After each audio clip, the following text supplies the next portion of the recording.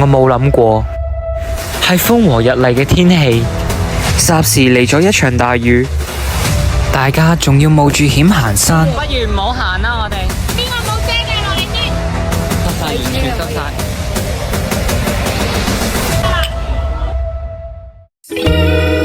講笑咋，接下落嚟就係丹霞山之旅嘅片段啦，大家細心欣賞啦。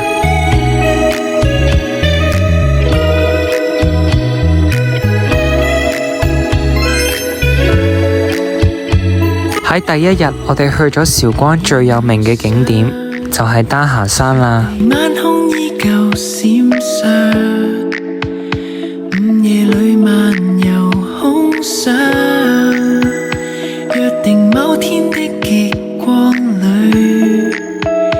你亦要在場，在教堂看着你雪白晚裝飄逸穿上，美麗到環抱瞬間似在劇場，和我說願意嗎？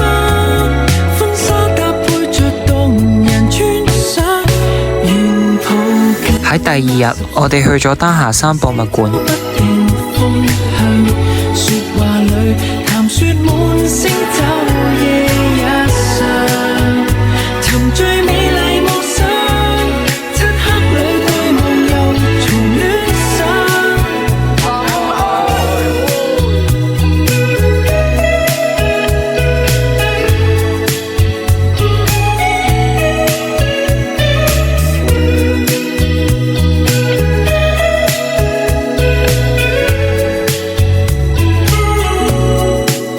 在某天到達海中一座島國，看夕陽白雪吹放，跟在橙色的浪。大家一齊搜集樹葉，去拼貼一幅屬於自己組別嘅畫，每一組都好有創意。邂逅你美麗那一刻熱戀上，告白了沉醉眼睛帶着善良，忘記世俗妄想，雙雙對對在地球奔向，願抱緊80歲那具四周不定風向，劫難裏遊歷世間變幻無常，同處美麗晚空，手緊扣對望共同欣賞，若抱緊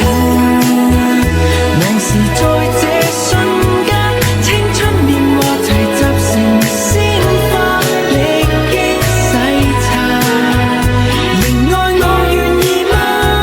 生生世世別淡忘此。多謝大家收睇丹霞山之旅。